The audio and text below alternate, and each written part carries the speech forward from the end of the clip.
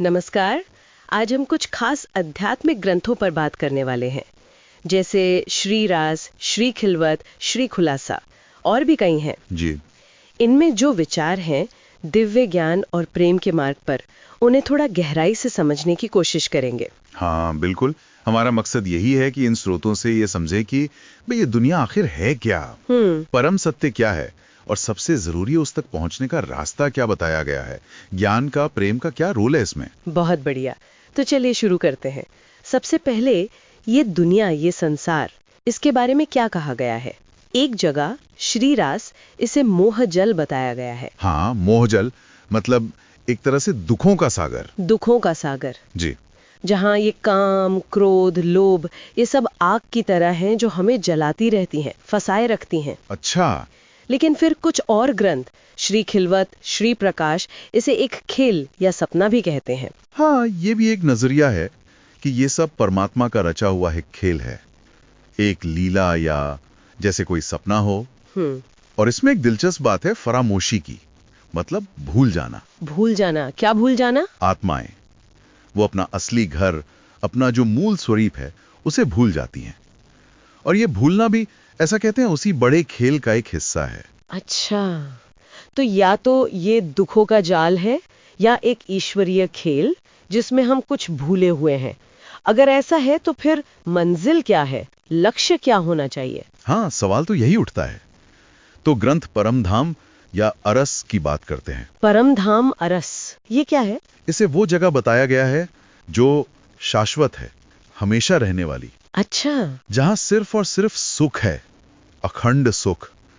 और ये जो हमारी दुनिया है ना, जो नाशवान है, खत्म हो जाती है, हाँ। उससे बिल्कुल परे है ये आत्मा का असली घर, जहां परमात्मा से नित्य मिलन है।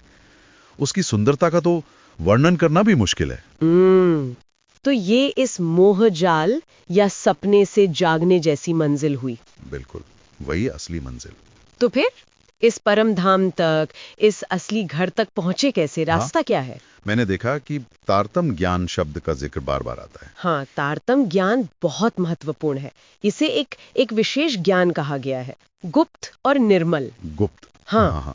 मतलब जो आसानी से नहीं मिलता, ये सद्गुरु से प्राप्त होता है। और ये सिर्फ किताबी ज्ञान नहीं है, देखिए। अच्छा। ये एक ऐसी समझ है जो आत्मा की पूरी दृष्टि ही बदल देती है। ये भ्रम के पर्दे हटाता है और आत्मा को उसकी असलियत क्या है, परमात्मा से उसका क्या रिश्ता है, इसका एहसास कराता है। वो जो फरामोशी की बात की थी ना हमने, हाँ, भूल जाने की। जी। ये ज्ञान उसी नींद से जगाता है। समझ गई। ज्ञान का महत्व तो साफ है, लेकिन प्रेम का क्या? इश्क शब्द भी आता है, विरह यानी बिछोह का दर्द, इनका क्या स्थान है? प्रेम, अरे प्रेम या इश्क को तो समझिए कि केंद्रीय मार्ग माना गया है, सबसे अहम, सबसे अहम। ज्ञान से भी ज्यादा। देखिए, ये जुड़े हुए हैं, ऐसा नहीं कि एक दूसरे से बढ़कर है। ज्ञान रास्ता दिखाता है, ठीक है, लेकिन उस रास्ते पर चलने की ताकत, वो खिंचाव, वो तड़प, वो प्रेम से आती है। अच्छा। आत्मा का परमात्मा के लिए गहरा प्रेम, उनसे मिलने की वो बेचैनी, इश्क, और जब मिलन नहीं होता तो वो जुदाई का दर्द, विरह। इन्हीं भावों से परमात्मा का अनुभव होता है, उनसे करीबी महसूस होती है। तो ज्ञान और प्रेम दोनों साथ साथ चलते हैं। बिल्कुल। एक तरह से कहें तो ज्ञान आंखों की तरह है और प्रेम पैरों की तरह। दोनों चाहिए मंजिल तक पहुंचने के लिए। और एक बात जो मुझे बहुत दिलचस्प लगी कि भक्त के दिल को, मोमिन के हृदय को ही परमात्मा का सच्चा निवास, अर्श कहा गया है। हाँ, ये बहुत गहरी बात है। इसका मतलब क्या है कि परम धाम कहीं दूर नहीं, हमारे अंदर ही है। वो बिल्कुल सही समझा आपने। इसका एक मतलब ये भी है कि परमधाम सिर्फ कोई भौगोलिक स्थान नहीं है, वो हमारे अंदर के अनुभव की एक अवस्था भी है। अच्छा। जब दिल पूरी तरह से ज्ञान और प्रेम से भर जाता है, निर्मल हो जाता है, तो वो खुद ही परमात्मा का सिंहासन, उनका अर्श बन जाता है। परमात्मा वहीं प्रकट हो जाते हैं। वाह, ये तो कमाल की बात है। जी।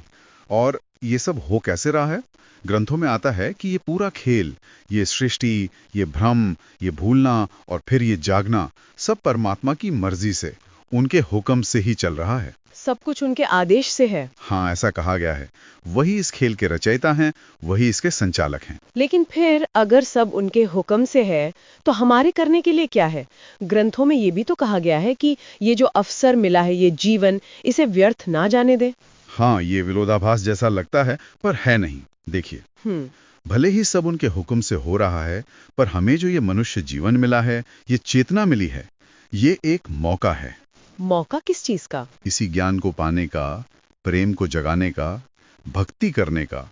इस अवसर को पहचान कर इसका इस्तेमाल करना, ये हमारा काम है।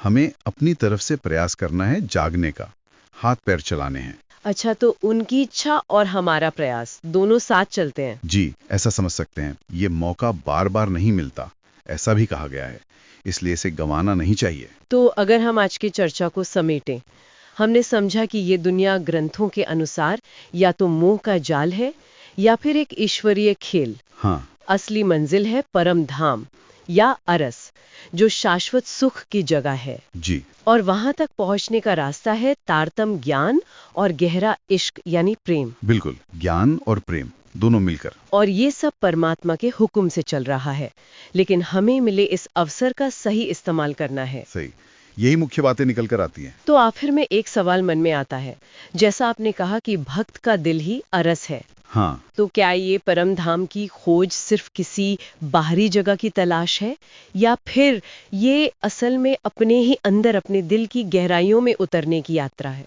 ये बहुत अच्छा सवाल है, और शायद इन ग्रंथों का इशारा इसी तरफ है कि असली खजाना, असली परमात्मा, असली परम धाम वो कहीं बाहर से ज्यादा हमारे अंदर हैं। जहाँ प्रेम ही शायद सबसे बड़ी सच्चाई है। हो सकता है, ये विचार करने वाली बात है जो ये ग्रंथ हमें सोचने के लिए छोड़ जाते हैं। निश्चित रूप से ये वाकई बहुत गहरे विचार हैं।